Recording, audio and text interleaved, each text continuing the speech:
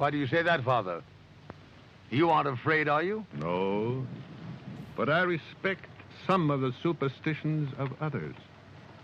Often they are founded in fact.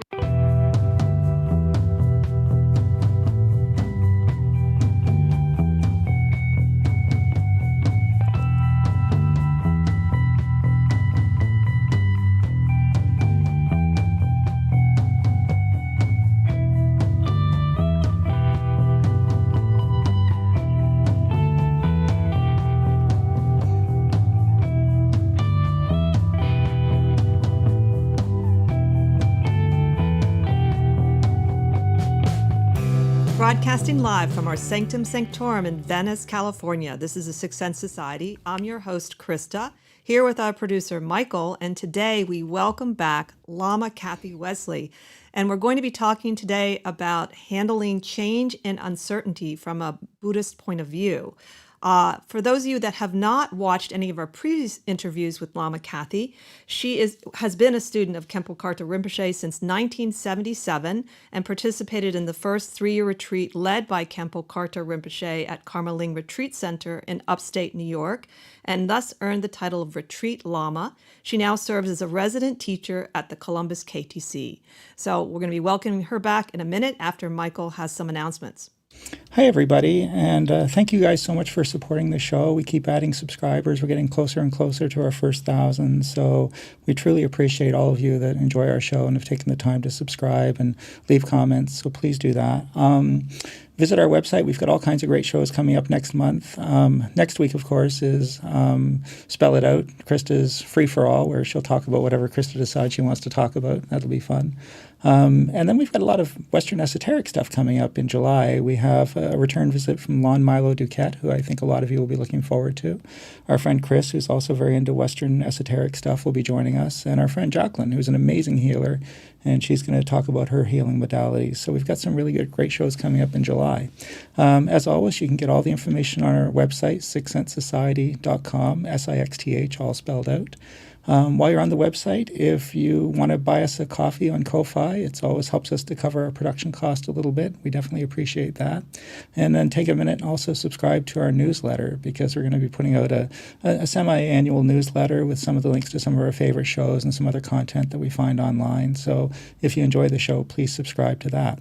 And then we have one more very important announcement, which appertains to our host, Krista. Happy birthday to you. Happy birthday to you. Happy birthday to you.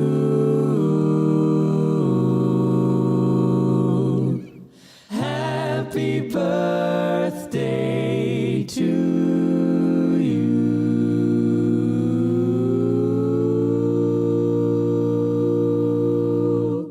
And with that, take it away, Krista. Well, that was a surprise. My actual birthday was yesterday. So thank you, Michael. Well, welcome, Lama Kathy. We're so happy to have you back. Yes, thank you. It's a pleasure to be with you. How are you folks doing in Ohio there with all the pandemic and the fight for justice for the African Americans? And how are you doing there? Yeah, so far so good. I think, as you know, every state has a different profile in terms of the pandemic, and right now things have started. They were smooth and plateaued for a while, but now there's a new uptick that's just taken place this week, and so everybody's doing their best to wear masks and social distance, but it's really hard to get a huge group of people, like human beings of any kind, to do one thing and to help one another. It's not an easy thing. But also the city of Columbus, they've had a lot of good discussions with all of the communities of color and all of the people who are fighting for justice. And like anything else, there's a good start, but we have to keep we have to keep going, and we have to keep our energy up in order to make sure that justice becomes a continuously blooming flower. We can't just let something happen and then a tiny progress and then be satisfied with that. We have to figure out how to make that last. So we're having the same difficulties that others are having, and trying to cope with and understand change that's, I guess you could say, completely and totally out of our control, but there are parts of it that are under our control. And so we're trying to figure out which is which and do what we can where we can. So it's, Well, I think it's that's probably why, like what's going on there. that's why we thought the topic of handling change, being that, Buddhism is renowned for its teaching on impermanence and how important that is in any Buddhist, whatever Buddhist you are, that it's a constantly changing world right now, even though it always is, in ways that are very shocking to us. And even though it can produce some wonderful results, particularly I think with the uprisings, it's still difficult. How do I work with this on a day-to-day basis? Mm-hmm. Yeah, I can really understand that, because I think if we look at the teachings of Buddhism in general, impermanence and the fact that things are not ever the same, that this moment that we're having right now, this moment we're in right now, now is always a moment that has just passed. It's just passed. You can't grab it. And so impermanence means that everything is always in flux. And the mistake I think that we make is that we make the mistake of thinking that things are permanent and stable and unchanging. And it's almost that desire on our part as human beings for a safety and security that we can ultimately trust that causes us to be so upset when impermanence strikes, because somehow we don't think the world is impermanent. We think the world should be permanent and unchanging. And so that irrational belief that the world should be permanent is actually what makes things worse when things are found to be impermanent. So I think that's kind of why it's so difficult for us to accept change and to accept that the world we thought we knew is going to be changed forever. It's hard to accept that. And then our relationship with that world, we can have a feeling of the rug being pulled from under us. Even me, like in that I feel I acknowledge to a little degree, because I certainly am still learning how to sort of live a more Buddhist philosophical life. I think it's an onward journey all the time. But even then, when it all first happened, it felt like, oh, whoa, like as many times as I've had change in my life, this was really different because it was so many people doing it at once, I think. And this, of course, this happens in other countries, with different wars and things like that. So why is it that it takes like these bigger shocks sometimes for us to even look at the idea that life is changing? I kind of think of what we're going through right now is can be seen through a number of different lenses. And one of them is the 5 stages of grief that Kubler-Ross described. When a shock happens, human beings, no matter what country we live in, what our society is, or anything, human beings tend to respond with denial. First, like, this is not happening. I don't want this to happen. Then second, there's depression, like, oh my gosh, poor me, this is awful. Anger, like, nobody asked my opinion about changing the world. And then we bargain saying, well, maybe if I do this, then bad things won't happen to me, but maybe if I do that, and so forth. So we bargain. And then finally, we have to accept that the world has changed. And I think that because it's a human thing, we want things to be permanent and they're not. And that first shock of change is what makes it so hard. And the other part that makes it difficult is not just the grief. I mean, we're grieving, but what we are grieving the world we thought we knew, the world we thought we had control over, the world we thought human beings were in charge of. And we're also grieving what we have looked at as our engine of happiness, which is freedom to conquer our worlds, the freedom to go anywhere, to do anything, to have anything. That the idea that experience is something out there and happiness is something out there that we somehow deserve to go get. And so this external focus on you have to have a lot of stuff, you have to have a lot of friends. All this acquisitiveness is, I think, what was so upsetting for so many of us, that our happiness has been so externally focused that grief is the result when we lose what we thought we had. One thing I considered was I was thinking, people were feeling isolated, even though technically they can still connect. And to me, in a way, I feel like people were already isolating through virtual reality, but now because they have to, it's a different experience, because I was sort of lamenting that, I spend more time on Facebook with someone I could go see in 5 minutes. And we weren't doing that. We weren't hanging out anymore like we used to, even just once in a while dropping by and say, have a coffee together. And the virtual world was actually already surpassing the world. I'd walk around in Venice in the middle of the day and there's not that many people out there, Yeah. But now Sure. that we kind of realize that, it seems like, Yeah. Mm-hmm. and it's a different thing.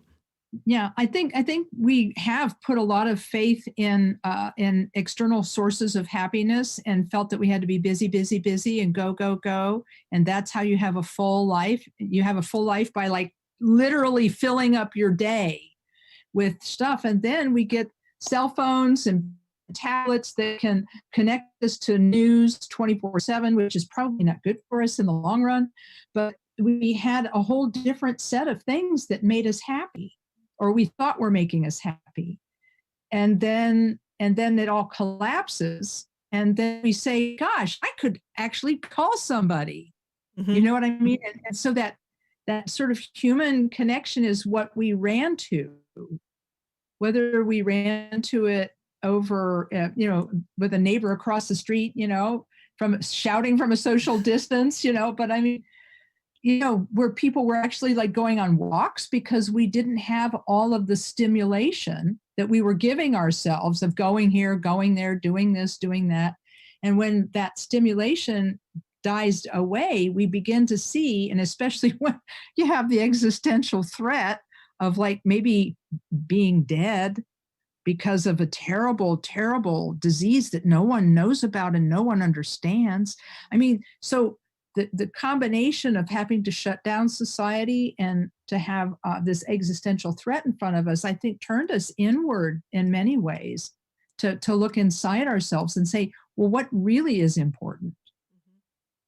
And so I think that's why a lot of people who are spiritual people have said that they've been able to navigate the feelings of these 5 stages of grief at losing the life they thought they had. Mhm. They've been able to stabilize it through the inward practices like meditation and prayer and so forth and so on. They've naturally turned inside because the external stimulations that we thought were making us happy really weren't, and they're no longer there. So we have to find a way back to ourselves. It's true. And for me, it especially initially after I got over the initial real shock, like it was a big shock, the whole thing. And I found I could really slow down my life. I could just piddle around the house. I ended up spending more time with my beautiful 19-and-a-half-year-old Crow. I'd sit in the room with her and just sit with her and hang with her. And as a result, she did something really unusual this year. She's been trying to feed me, and Oh, it's never happened. And I just, it's as if she knows something's up because we're home all the time. yeah. And it's really so surprising. But what about, there's still people, I think, there's many of us that just weren't prepared with tools and with how do you just start if you're not, really already at least doing something? And then what would you suggest people do? hmm Yeah, I do think that if people already have a tradition that they're following, if they have particular styles of meditation, if they do Tai Chi, if they do martial art, or if they do a yoga or some other type of practice, then they have something to rely on. But I think the people who do not have a background in some type of spiritual discipline, they may feel a little bit at a loss. And so I'm thinking that simple things like working with breathing and working with your thoughts might be something to do to at least just slow down a bit. You know what I mean? So, like, for example, I learned a technique from a Tibetan doctor who said when you're feeling stressed, stop for just a minute and work with your breath. And so the Tibetan doctor said how you work with your breath when you're feeling stressed or maybe you're feeling a little panicky. He said what you can do is just recognize that you're in a panic, recognize that you're in an unnatural state, and begin by taking a deep breath and breathing in for like a count of 5, breathing in 3, 4, 5, and then you hold for a count of 5, and then breathe out, making sure that the breath goes out completely.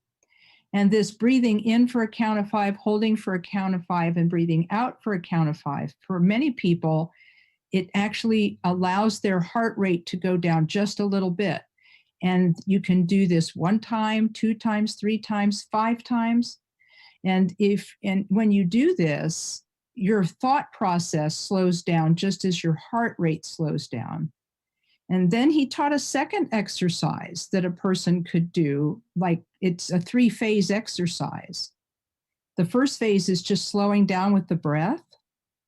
And then once you slow down with the breath, you then take advantage of that slowdown and then imagine your body. You close your eyes and do a little check, a scan of your body from your head to your feet and then back up again.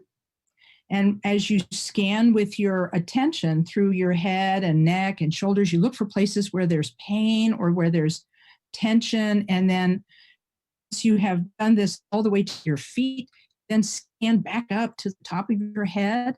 And then once you've gotten back up to the top of your head, you imagine, the doctor said, you imagine that your body is like filled with water.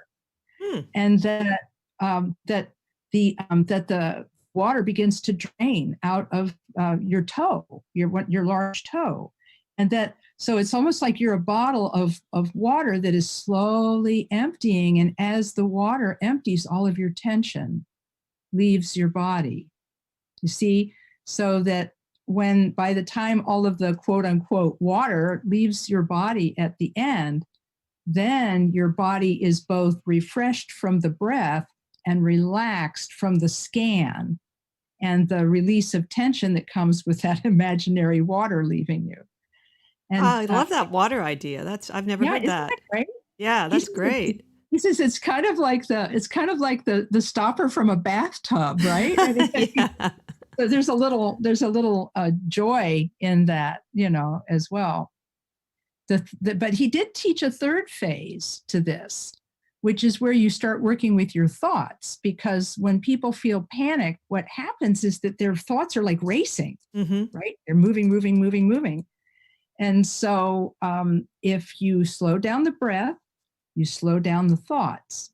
And then if you use the scan and then the imaginary water leaving your body, then that brings some relaxation because you're putting the idea of relaxation into it. And then finally, what do you do with all those thoughts that you're having about this, that, and the other thing?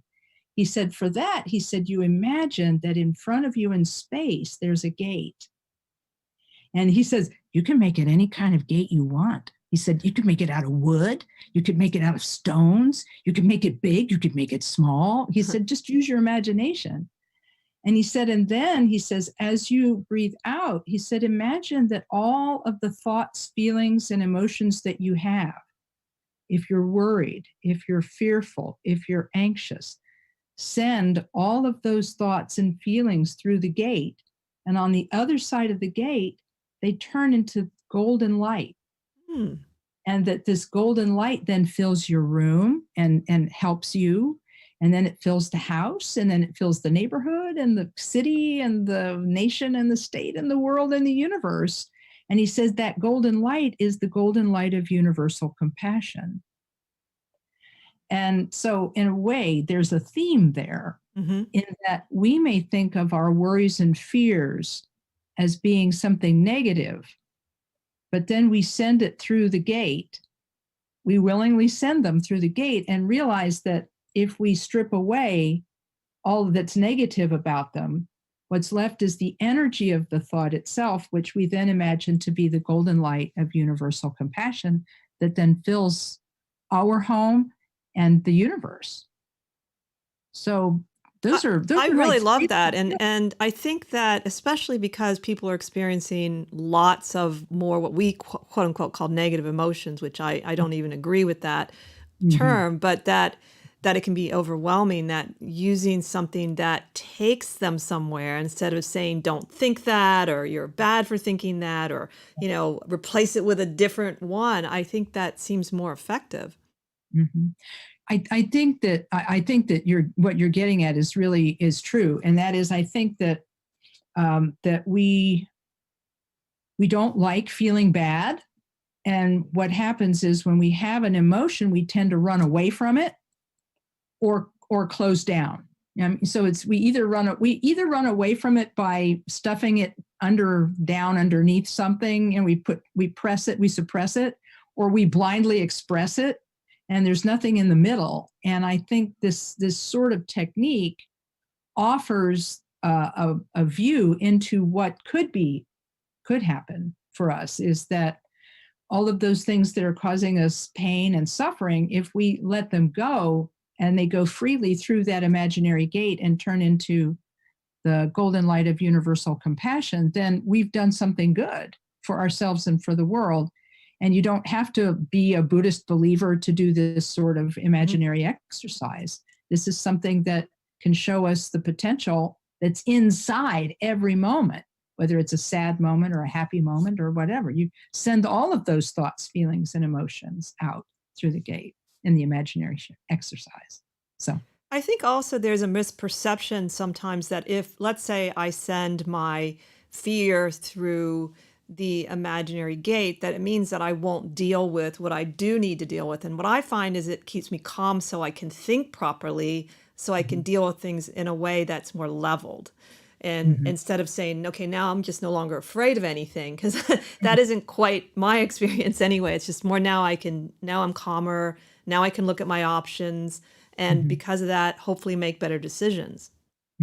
Boy, I totally agree with what you're saying there, because I think that this is why using methodologies like this help us, because again, when we feel something that's complex or painful or difficult, we tend to run away. And when we run away, we don't deal with it. And when we do this sort of exercise, we're saying, I'm going to deal with it, and I'm going to deal with it this way. I'm not going to say it's bad to be mad.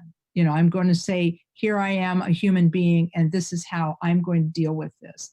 I'm going to actually see that at its base, the energy of this is beneficial and can be beneficial. So I think it does buy us some time to see things differently and see a potential in the moment.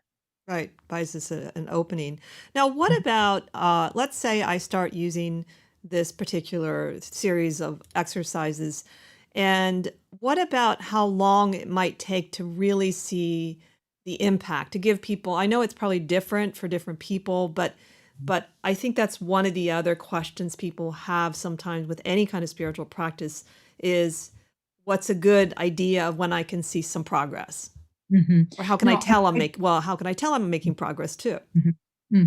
Boy, I can really understand that, because we are human and we want to see results, and we want to see that things can change for us. And I think that it depends on the person. I totally agree with what you're saying, because in the years that I've been teaching meditation, I've taught Buddhist meditation, and I've taught this relaxation exercise, and I've taught compassion meditation, and I've taught mantra meditation. So all these types of Buddhist meditation, plus this Tibetan medicine relaxation exercise, what I've noticed is that everybody has a different, I'm going to call it karmic makeup. They're coming from different places, literally, and they take to different disciplines Some people won't like that imagination exercise. They'll like the breathing part of it, but they won't like sending their thoughts through the gate, But the breathing is like a human thing. That'll slow just about everybody down. And you will probably see a result from the breathing, from that. Some people call it square breathing. Breathe in for 5, hold for 5, and breathe out for 5. That type of breathing, you'll notice a difference from that right away. But I think that the best way to approach this is to approach these exercises by doing them for brief periods of time. You don't try to do them for lengthy periods of time, because if you do, then you'll lose the thread of what you're doing, you'll lose your attention to what you're doing, and then you won't be able to complete it. Mm-hmm. So it's better to do these exercises briefly, a few minutes for each one. And then, but do it every day and every day and every day. And then you'll begin to notice a difference. But it will take days, weeks, and even months. My teacher, Khenpo Karthar Rinpoche, used to say that the problem with us is that we expect quick results. And he used a Tibetan joke. He said, you guys are so impatient for results. He said, you're like the impatient farmer. And we're like, what's the impatient farmer? Apparently, it's a folk tale about a farmer who was so impatient. How impatient was he? He was so impatient that he would bury the seed in the ground, tamp it down, and then he would pour water on it, and then he'd wait. And 5 minutes later, he would dig it up to see if it had grown in. And, so of course, the joke is that a seed won't grow if you keep digging it up. But he said, so what we have to do is we have to learn to meditate, learn our meditation properly from somebody who knows what they're doing. And then we have to go back to that person when we have questions or things don't go well, and get tips and tricks and adjustments. But then to do a short bit of meditation every single day, because then he said it will still take days, weeks, months, and so on to see improvement. But he said it is better to look back after a few weeks or a few months than it is to look back after a few days. He said, because you will, if you do it daily, he said, you will see an improvement over weeks and months. So I think he says you have to look at take the long view as to what you are before you start meditating.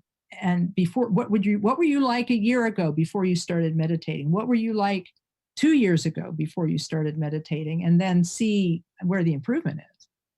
When I was first practicing in my 20s, and I did do more, I had more time.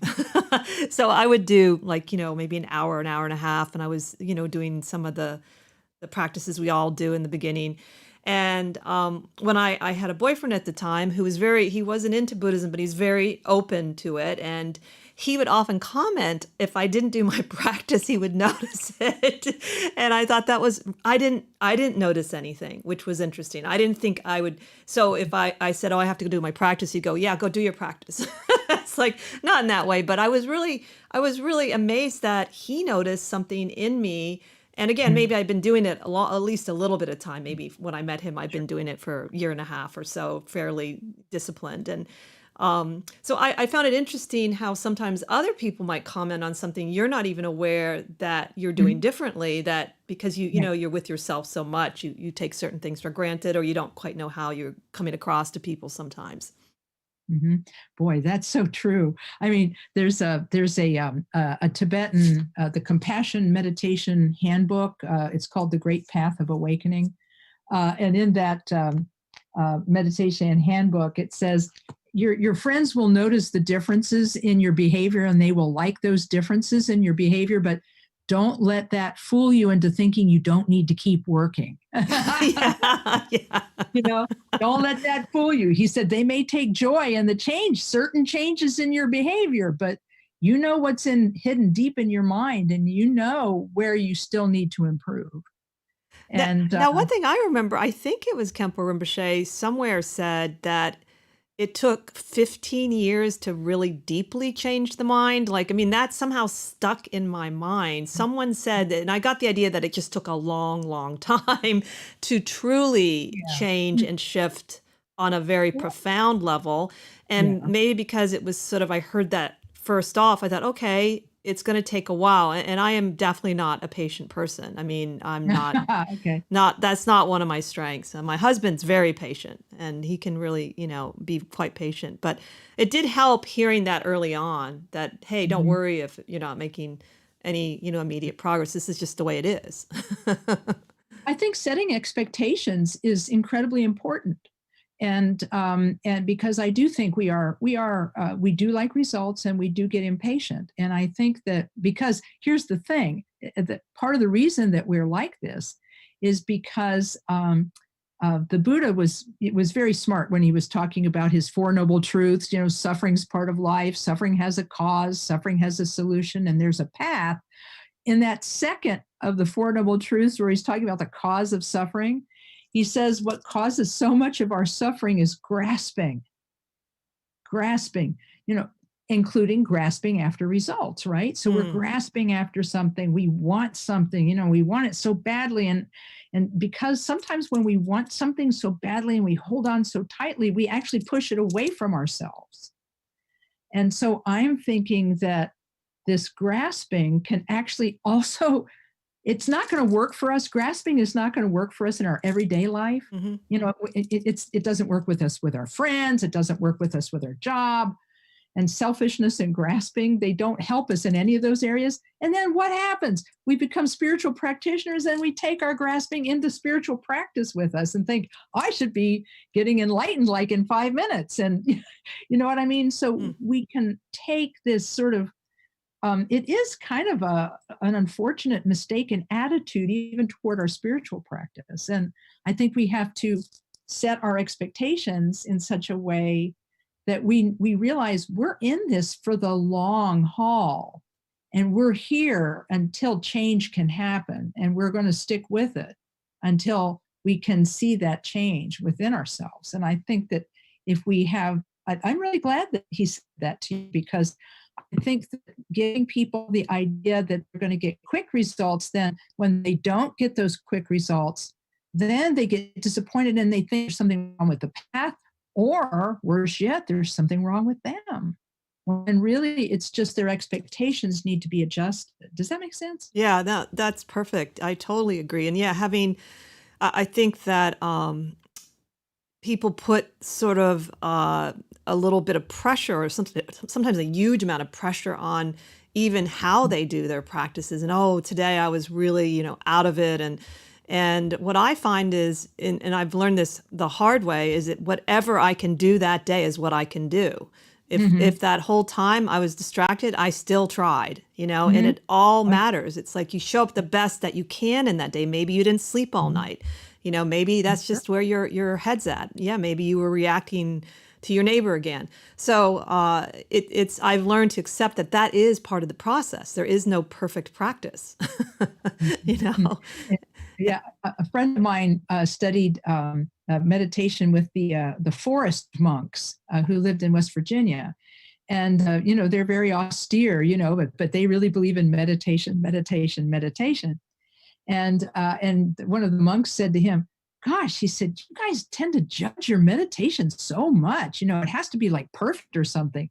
He said, "When are you going to get it through your head that a good meditation is when you actually did?" Instead of waiting until your mind is perfect and then meditate, a good meditation is the one you do right now. It's like, that's a good meditation. Even if you're in a bad mood when you sit down, you're there for you. You're showing up for yourself. Yeah, And, it counts. You're like in your own corner. You're like, yes, you can do it.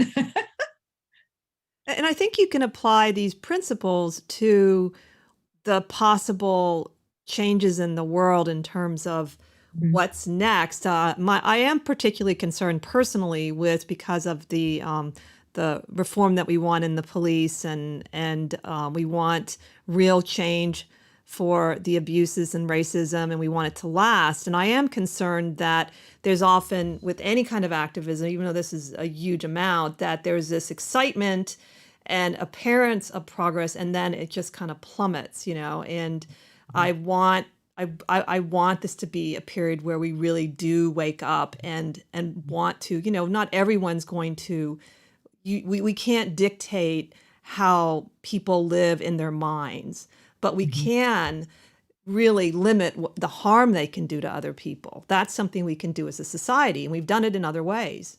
So I know we're not going to eliminate racism from every person's mind, because how we can't even get people to wear masks. So, but we can limit, and we can say we don't as a society tolerate this behavior, and these are what we're going to do. This is what we're going to do in a firm manner and a consistent manner.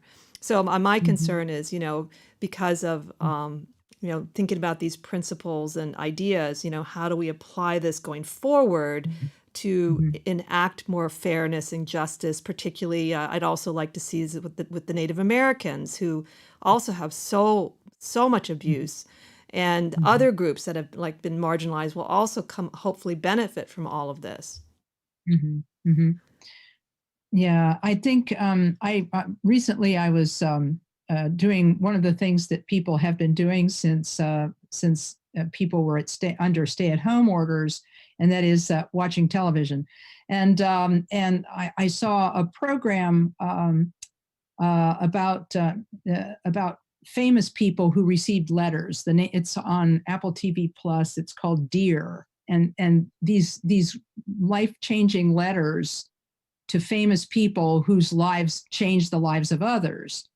And Gloria Steinem was one of the people who was interviewed, and her work in women's rights and in equal rights and so forth was discussed. And she said something very, very important, and I'm sure she said it many, many times.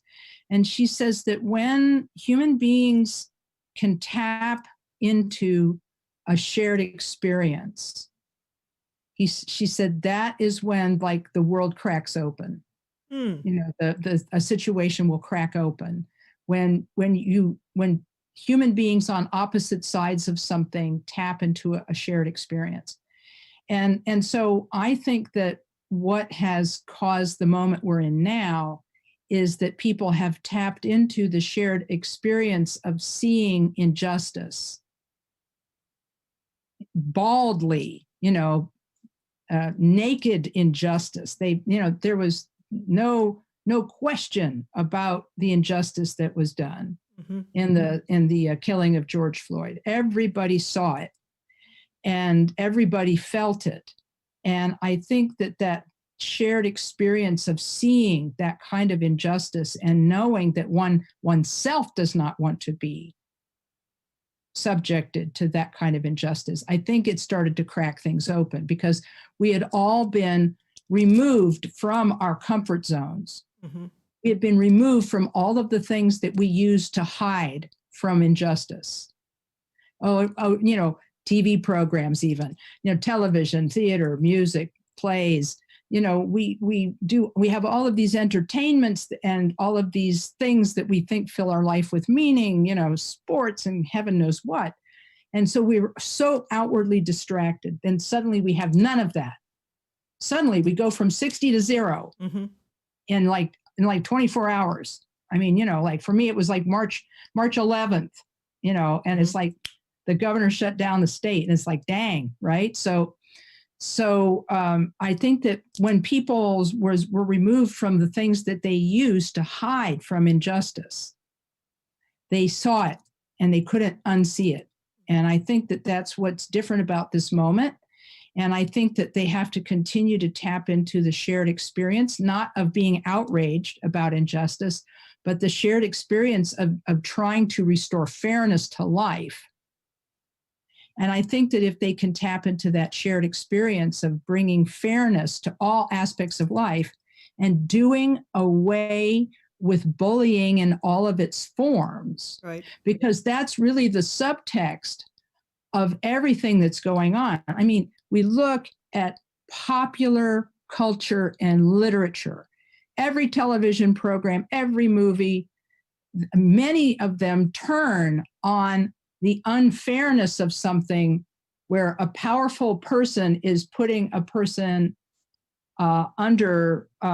is using that power to pin somebody to the floor. And we want justice for the guy who's been pinned to the floor.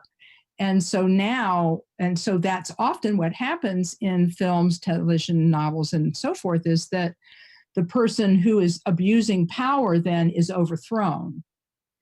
And as a result, that's kind of a shared experience. We want to see something happen. And I just keep thinking, generation after generation, we may not get rid of racism because it's hardwired into some people's psyche, and what can we do?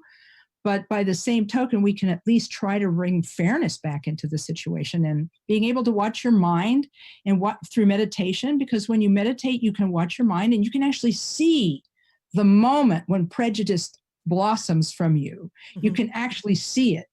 And then it kind of freaks you out a little bit, because then you see, I'm just as bad as these other people, that I have racist thoughts, or I have prejudicial thoughts. I'm judging that I'm better than that other person. So I could use my power against that person if I so choose. I mean, there's so many ways that we can actually see ourselves and see different ways to act. Anyhow, so that's kind of my 88 cents worth on it. Well, I really like that idea of the shared experience. And one of the things, maybe people have talked about this, but we also all witnessed a murder, and right. We know it. Yeah. And that's really traumatic. I mean, it's nobody wants to witness, unless I guess you're a serial killer, and they're exception because of the way they're wired. But that idea that there's all these layers. One of the things that in the conversations around all of this, where people react to each other, I think people forget sometimes people have their personal relationship to their own inner demons. So anger, particularly. There are many people that come out of abused families that can't handle any kind of anger at all, because it wasn't handled well in their family.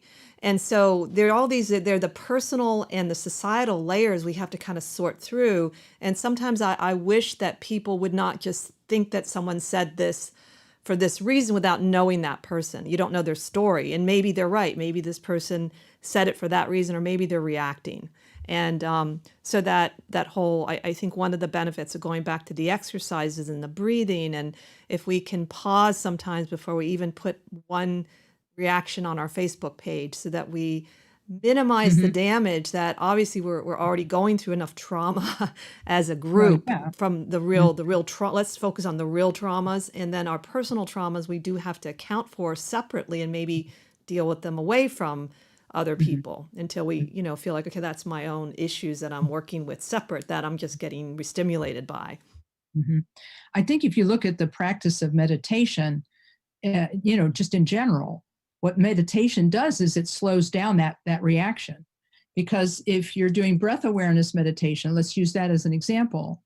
In breath awareness meditation, as opposed to the deep breathing relaxation exercise, you start by taking one deep breath in quiet breath awareness meditation. You start by taking one deep breath, and then you let it out, but then you let your breath come and go naturally, and place your attention on the breath as it comes in, and you place your attention on the breath as it comes out. And then what you'll get when you do that is you'll get this short period of attention to the breath, and then you'll get this longer period of wandering and thinking about something that happened yesterday, or maybe you're going to think about something that's happening tomorrow. But that distraction, then if you notice it and you label it thinking, you drop it, and then you return your attention to the breath for a fresh start.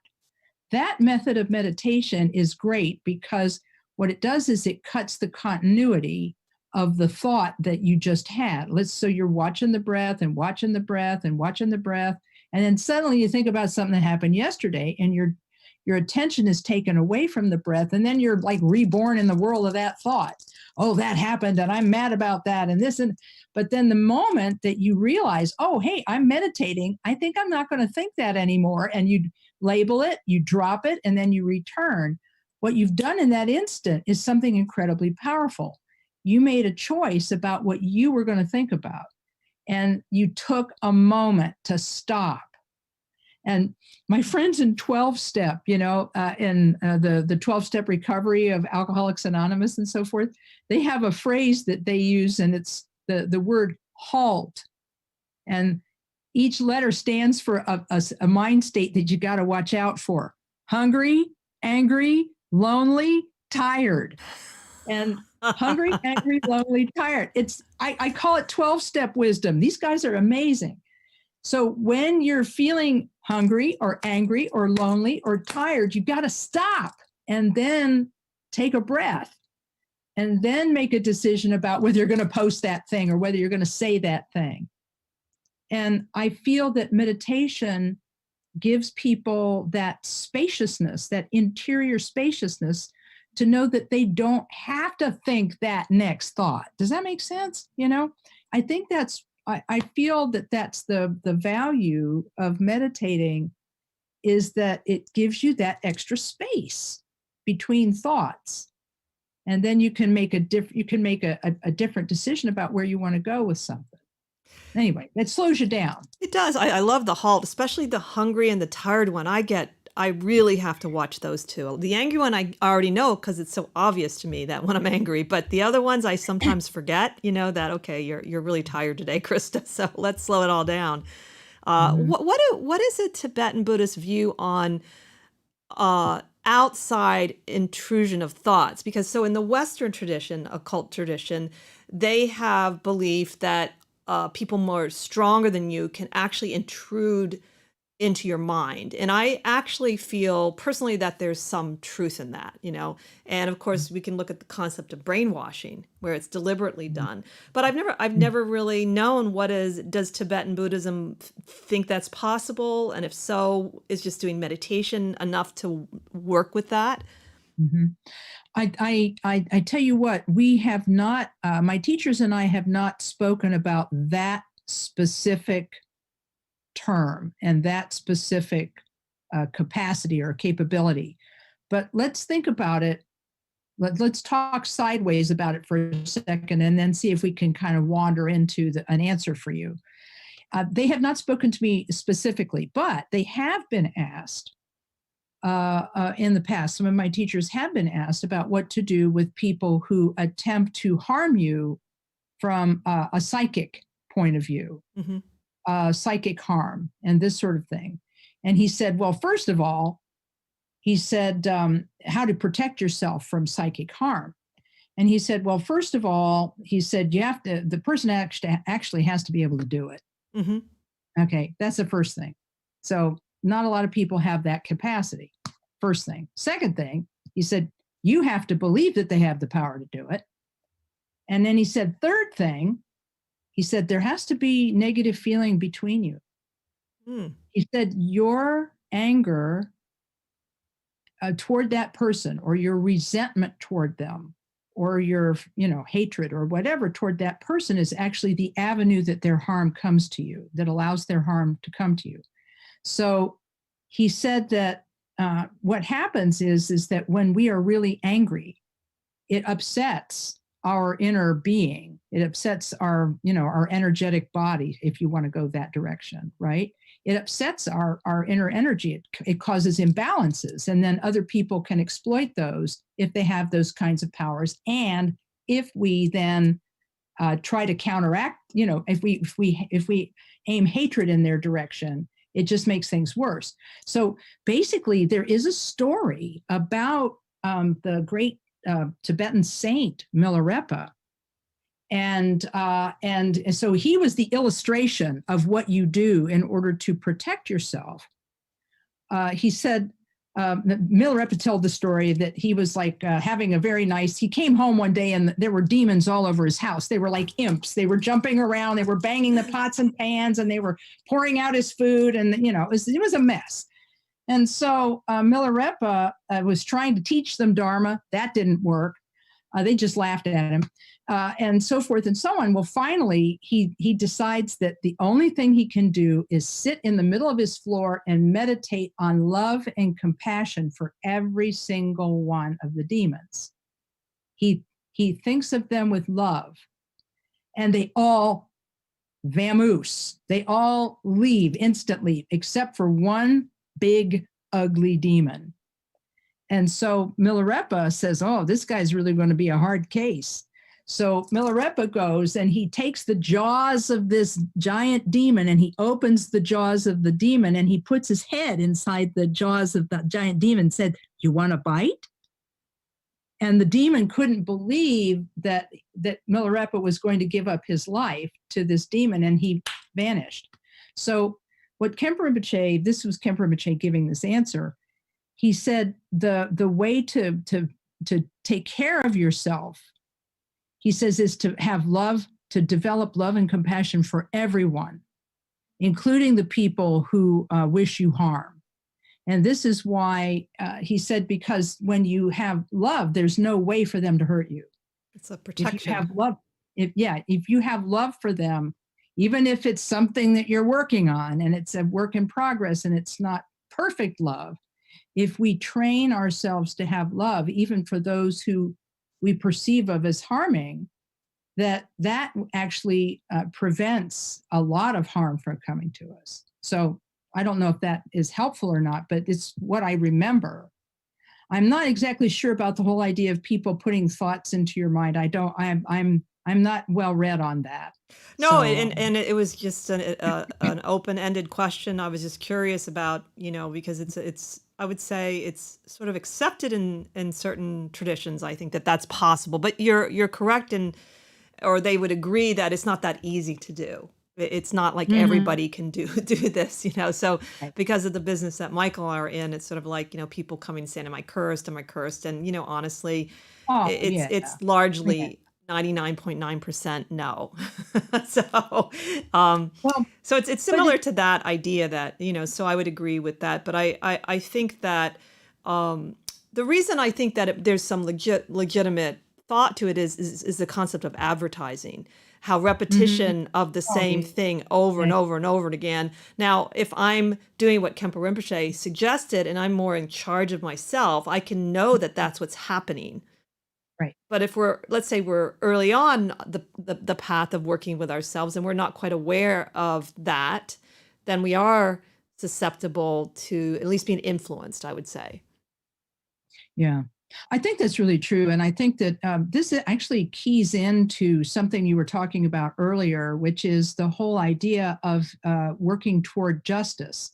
Because a lot of what's happened to us, because you asked way back near the beginning of the interview, this is what I get. I was a professional interviewer for 15 years. I was a newspaper reporter. That's right. So that was my job before I started teaching Buddhism. Anyway, but way back, you were kind of asking, well, like, what is it that has kept us apart as human beings? What's broken us apart as a society? And a lot of it is manipulation through propaganda and conspiracy theory and so forth and so on. So what's happened is that because we've been able to feed our curiosity through the internet, and we have been able to find through the internet people who have like minds with us. That's been great, but it also has led to something that somebody called, like, you're in a silo or you're in an echo chamber. And inside that echo chamber of your thoughts and other people who agree with you, then you can say and do anything and feel justified. I hate these people, or I hate those people, or those people are trying to take over the world, or those people are trying to take over the world. We have to hate, we have to fight, etc., etc., etc. And all of this placing us in these silos, you know what I'm saying? It's like people say that it's like, whether you're talking about people who are trying to get Americans to hate each other. I have a friend who today, a friend on Facebook said, I'm deleting Facebook from my phone because I'm tired of being manipulated to hate other people. Yeah. And it's like, wow, what an act of bravery and freedom, There's a lot of truth in that, for sure. And there's also, when you go, I think it's called confirmation bias, when you go to search on Google, it knows what you've searched in the past, and people consider what they consider. Now, you were a journalist and I was an amateur journalist, and I like to research. What they consider research these days is preposterous. I mean, it's not research. It's just finding the views that back your view up and finding a Right. bunch of them. So they'll send you like 5 videos from different sources, which we haven't even vetted those sources. Right. And just because it says it's a newspaper or this or so to me that's also a little disturbing trend. I know we're kind of getting off the topic here a little, but it all fits in. with, Well, I actually think that this actually was where the conversation started, and that's why I'm kind of circling back to it, is because human beings have this amazing mind. We have an amazing mind, and it has the capacity to experience itself. And that's what in Buddhism we call Buddhahood. And it, the idea that mind can experience itself fully and completely and without bias and without any kind of confusion. And in order to do that, we have to overcome all of our prejudices. We have to overcome all of our graspings and clingings, being right, being in power, being this, being that.